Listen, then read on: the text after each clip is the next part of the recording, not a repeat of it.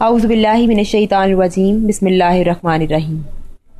حضرت انس کبیر رضی اللہ عنہ سے روایت ہے کہ رسول اکرم صلی اللہ علیہ وآلہ وسلم نے ارشاد فرمایا کہ اللہ تعالیٰ نے مسافر کے لیے نماز کا ایک حصہ معاف فرما دیا ہے، اور رمضان کے روزے نہ رکھنے کی بھی مسافر کو اجازت ہے، اور اسی طرح دودھ پلانے والی عورت اور حمل والی عورت کو اجازت ہے کہ روزہ نہ رکھے اور بعد میں قضا کر لے۔ رمضان کا ایک روزہ چھوڑ دینا بھی بہت بڑا گناہ ہے، اور جو فرض روزہ چھوڑنے کا مرتکب ہوا وہ فاسق ہے۔ البتہ جو شخص ایسا مریض ہو کہ روزہ رکھنے سے اس کی جان پر بن آنے کا قوی اندیشہ ہو، یا یہ سخت مرض میں مبتلا ہو اور روزے رمضان میں نہ رکھے اور اس کے بعد جب اچھا ہو جائے تو قضا رکھ لے، اور جو کوئی ایسا مسئلہ نہیں جسے عام طور پہ لوگ نہ جانتے ہوں لیکن بہت سی غلطیاں ایسی ہو جاتی ہیں۔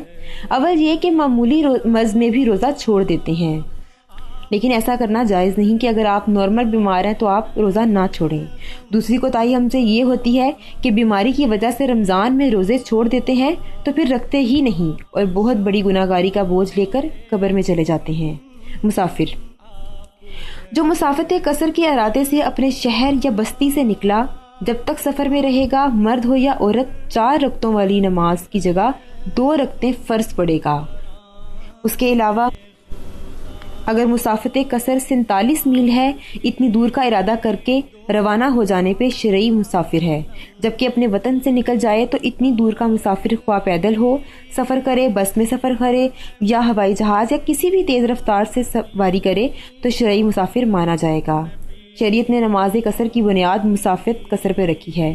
اگرچہ تکلیف نہ ہو تب بھی 47 میل کا مسافر 4 رکعت والی فرض کی جگہ 2 رکعتیں پڑھے گا۔ اگر پوری بھی پڑھ لے تو کوئی مسئلہ نہیں ہوگا۔ اور یہ بات قابل ذکر ہے کہ بہت سے لوگ جس طرح مرض کی حالت میں روزہ چھوٹ جانے پر بعد میں قضا نہیں رکھتے، اسی طرح لوگ سفر میں روزہ چھوڑ کر بعد میں گھر آ کر بھی قضا نہیں رکھتے اور بہت سخت گناہ گار ہوتے ہیں۔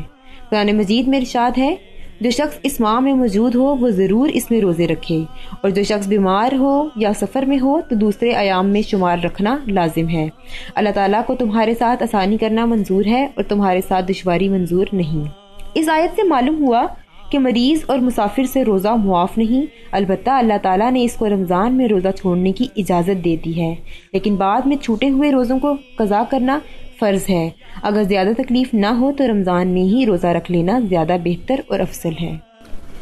دودھ پلانے والی عورت جس طرح مریض اور مسافر کو رمضان میں روزہ چھوڑنے کی اجازت ہے، اسی طرح دودھ پلانے والی عورت کے لیے بھی جائز ہے کہ رمضان میں روزہ نہ رکھے اور بعد میں قضا کر لے۔ ماں کے دودھ کے علاوہ دوسری غذا کے ذریعے گزارا کر سکتا ہو، مثلاً اوپر کا دودھ پینے یا دلیا چاول کھانے سے بچے کی غذا کا کام چل سکتا ہو، تو دودھ پلانے والی عورت کو روزہ چھوڑنا حرام ہے، اور یہ مسئلہ بھی بچے کی عمر 2 سال ہونے تک ہے۔ جب بچے کی عمر 2 سال ہو جائے تو اس کو عورت کا دودھ پلانا ہی منع ہے، اس میں روزہ چھوڑنے کا سوال ہی پیدا نہیں ہوتا۔ حاملہ جو عورت حمل سے ہو، اس کو بھی رمضان شریف میں روزے چھوڑنے کی اجازت ہے۔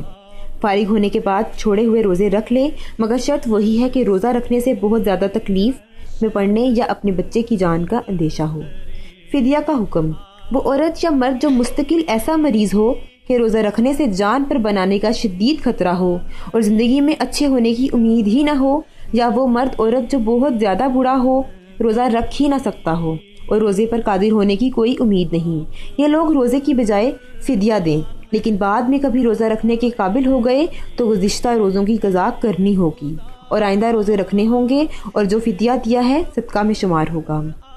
ہر روزے کا فدیہ یہ ہے کہ 1 سیر 1/2 یعنی 12 چٹانگ گیہوں یا اس کی قیمت کسی مسکین کو دے دے، یا فی روزہ 1 مسکین کو صبح شام پیٹ بھر کر کھانا کھلا دے۔ اس کے علاوہ حیض والی عورت بھی روزہ نہیں رکھتی اور نہ ان کو نماز پڑھنے کا حکم ہے۔ اس کے ساتھ ہی میں آپ سے اجازت چاہوں گی۔ اللہ نگہبان۔